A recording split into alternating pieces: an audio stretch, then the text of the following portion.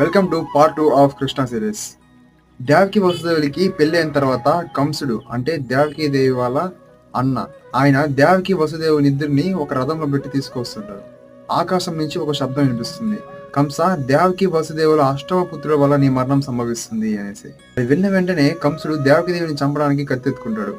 వసుదేవుడు దేవకి దేవిని కాపాడనే ఉద్దేశంతో, కంస, పుట్టిన ప్రతి వారు మరణించక తప్పదు.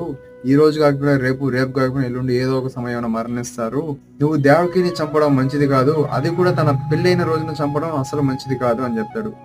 వసుదేవుడు చెప్పిన మాటకి కంసుడు ఏమాత్రం ఒప్పుకోడు. అప్పుడు వసుదేవుడు దేవకి దేవిని ఎలా అయినా కాపాడుకోవాలని ఒక మాట చెప్తాడు.